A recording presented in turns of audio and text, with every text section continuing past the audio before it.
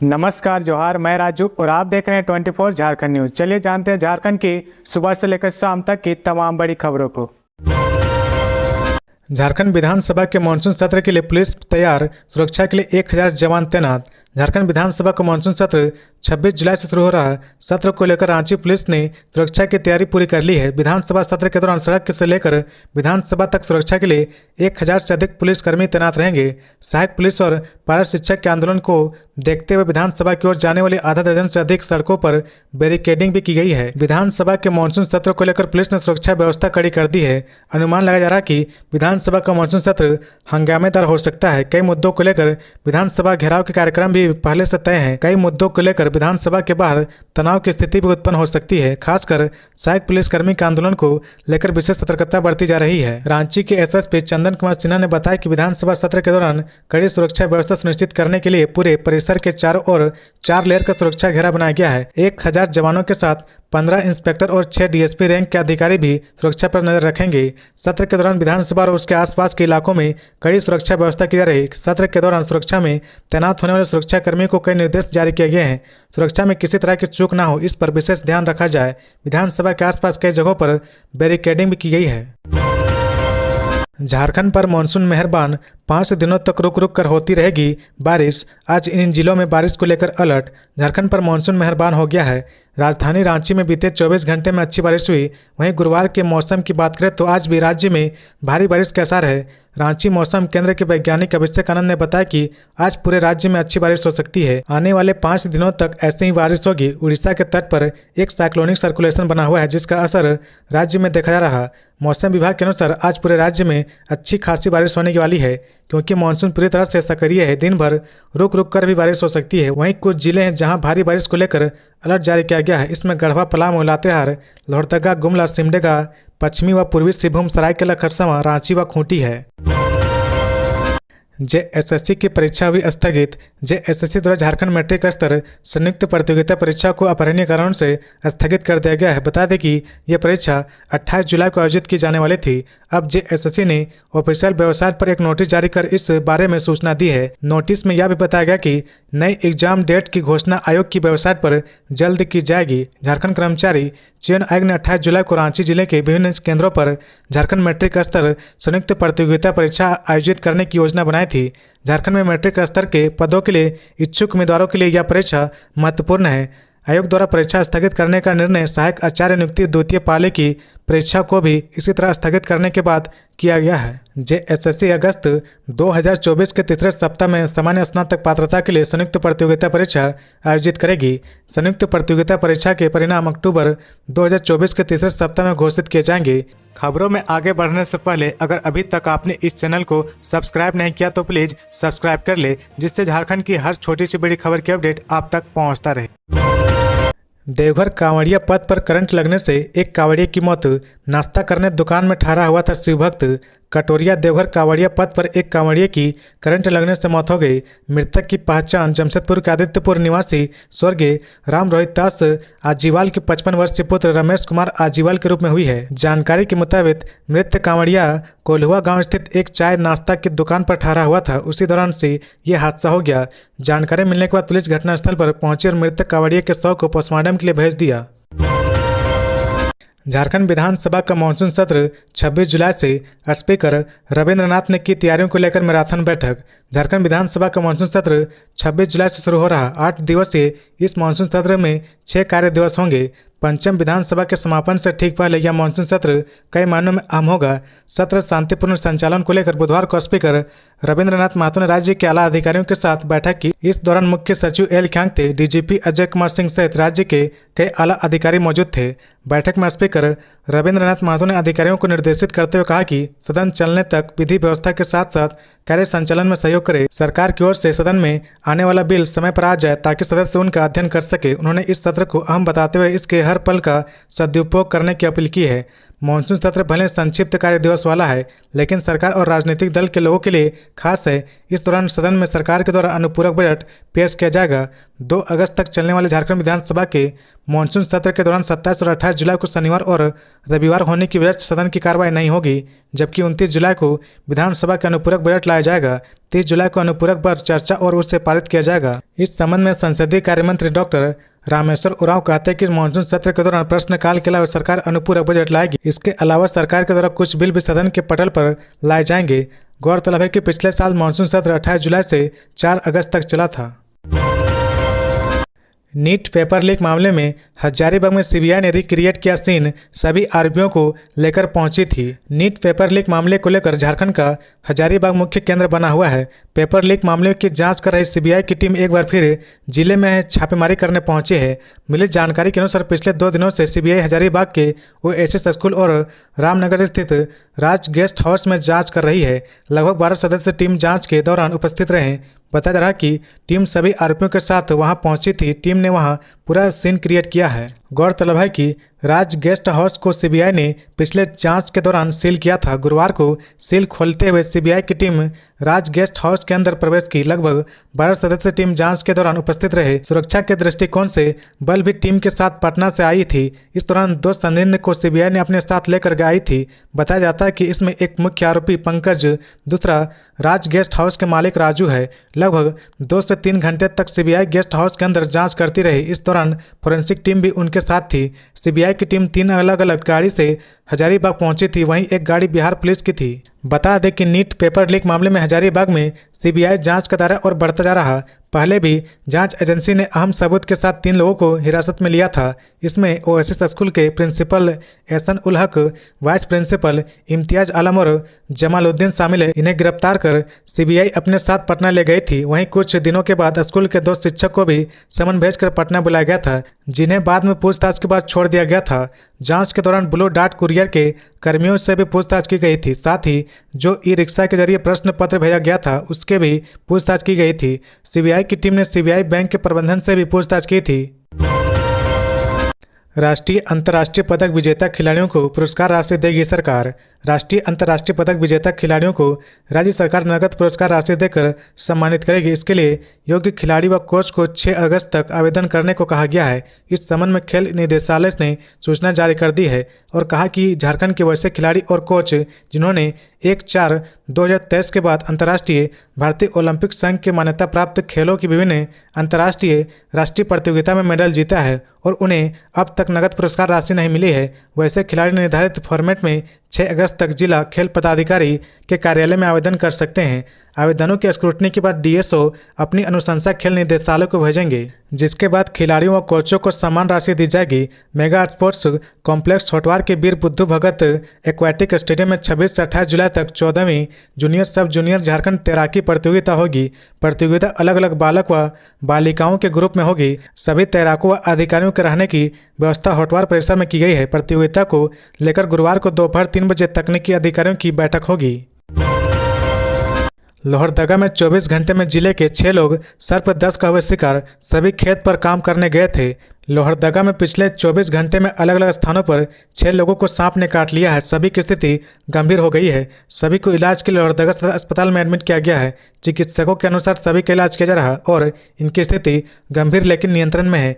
चिकित्सकों की टीम इन पर लगातार नजर बनाए हुए हैं। मिली खबर के मुताबिक ये सभी लोग खेत में काम करने गए हुए थे, तभी इन्हें सांप ने काट लिया, जिसके बाद इन्हें इलाज के लिए सदर अस्पताल लोहरदगा लाया गया।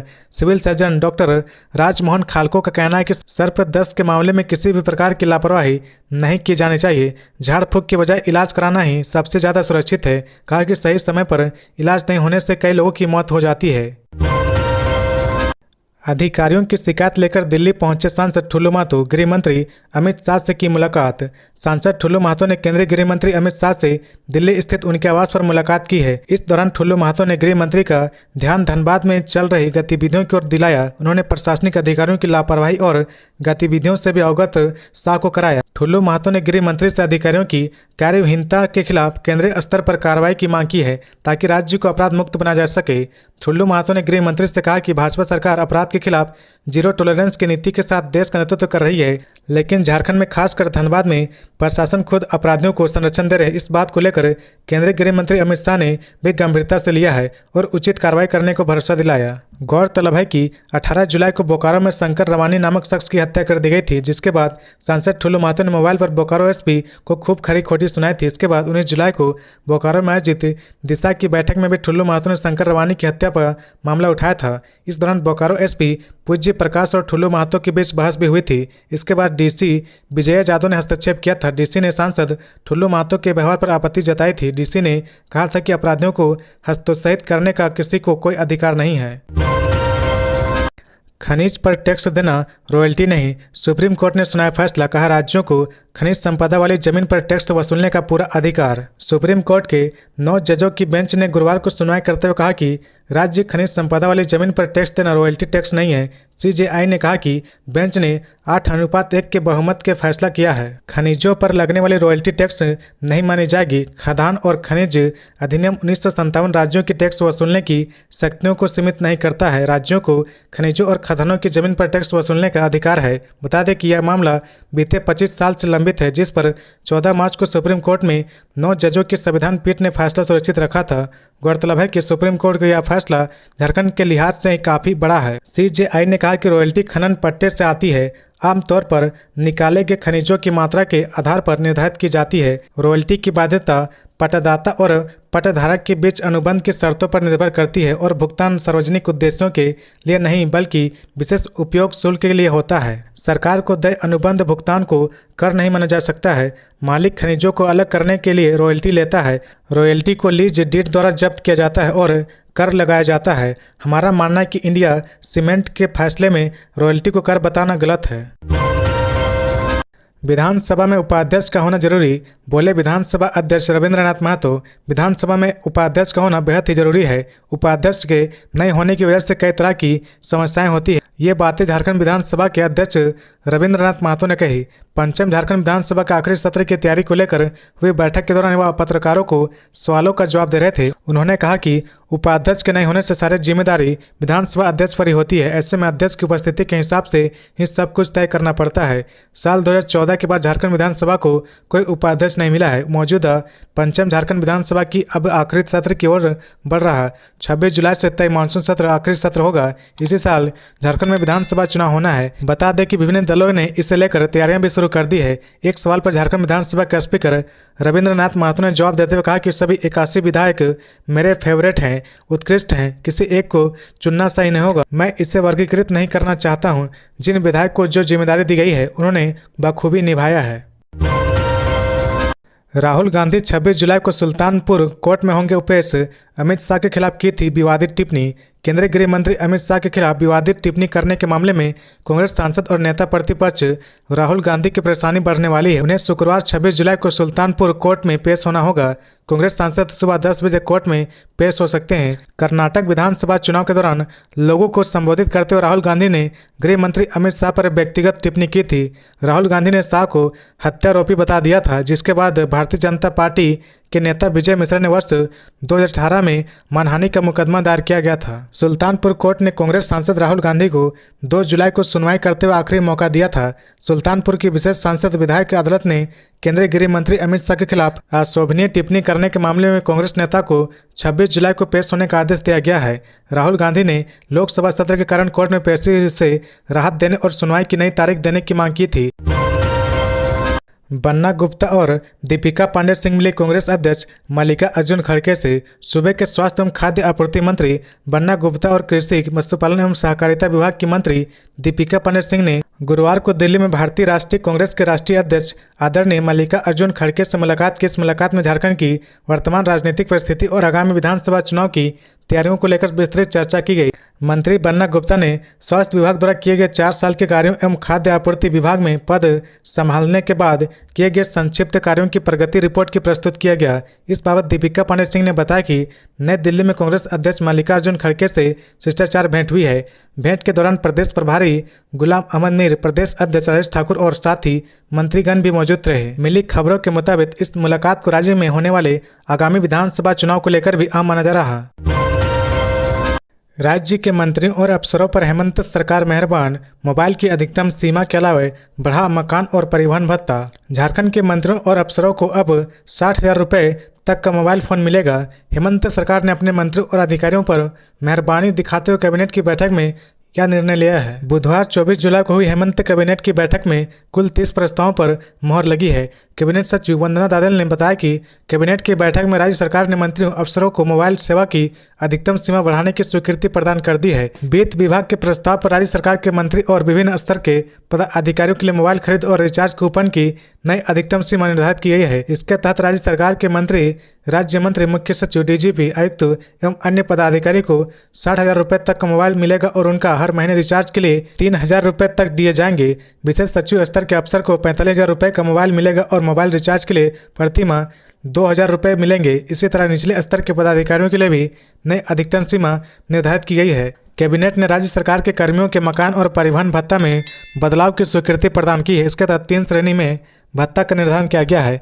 मकान भत्ता 3 श्रेणी में XYZ में रखा गया है। इसके तहत HRA भत्ता 30%, 20% और 10% मिलेगा। DA की राशि 50% से अधिक होने पर मूल वेतन में समायोजित करने की स्वीकृति प्रदान की है। झारखंड विधानसभा चुनाव को लेकर दुविधा में लालू यादव, संगठन पर अधिक सीटों पर चुनाव लड़ने का दबाव तो महागठबंधन को बनाए रखने की भी जिम्मेदारी। राजनीति के धुरंधर खिलाड़ी रहे राष्ट्रीय जनता दल के अध्यक्ष और बिहार के पूर्व मुख्यमंत्री लालू प्रसाद यादव संभवतः अपने राजनीतिक जीवन में पहली बार झारखंड की राजनीति को लेकर दुविधा की स्थिति में है। दुविधा इस बात की है कि वह अपने प्रदेश संगठन के नेताओं की मांग को मानते हुए झारखंड में होने वाले आगामी विधानसभा चुनाव में 22 विधानसभा सीट पर राजद का प्रत्याशी खड़ा करे या फिर महागठबंधन के अन्य साथियों द्वारा दी गई सीट पर ही संतोष कर महागठबंधन के साथ बने रहें। दोनों ही परिस्थितियों में लालू प्रसाद के लिए फैसले का नफा नुकसान दोनों है। उनका कहना है कि मान लीजिए कि लालू प्रसाद अपने झारखंड संगठन और प्रदेश अध्यक्ष द्वारा किए गए 22 चिन्हित विधानसभा सीट पर चुनाव लड़ने पर अपनी सहमति जता देते हैं तो इसका नतीजा क्या होगा। जवाब यह है कि राजद फिर महागठबंधन का हिस्सा नहीं रहेगा और इसका कई सीटों पर NDA को फायदा मिलेगा।